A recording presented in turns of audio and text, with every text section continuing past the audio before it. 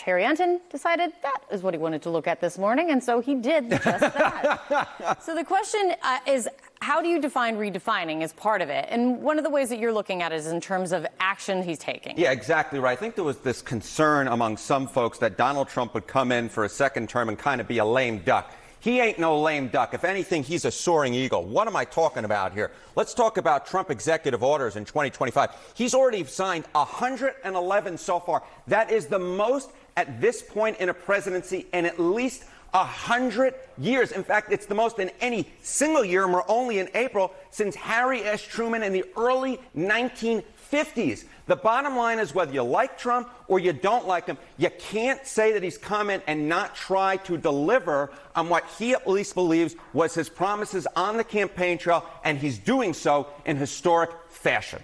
How are people reacting to and feel about Trump's approach? Yeah, okay, so Trump's approach here, what are we talking about? Trump's approach to presidential power.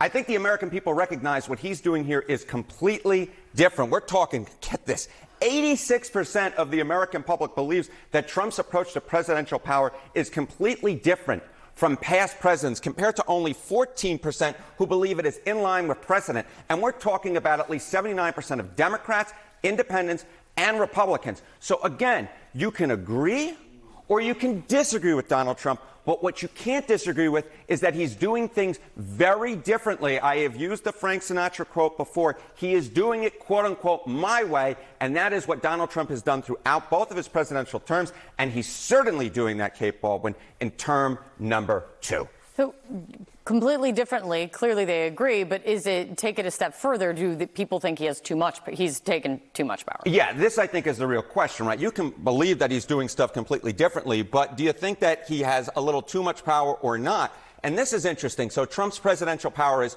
too much, the right amount, too little. Well, 47% say too much, but then you get 36% who say the right amount. Then you get 17% who say too little. So you're essentially dealing with a majority of the American public, 53%, who do not say that Trump has too much power. They either says he has too little power or the right amount of power. So the idea, that argument that Donald Trump is, quote unquote, a king, that I don't think holds with the American people. It does hold maybe with 47%, but with the majority of folks, they believe Donald Trump's doing something completely differently, and they don't believe he has too much power, and the executive orders he signed certainly suggest he's no lame duck. He is, as I said at the beginning, a soaring eagle. That is interesting.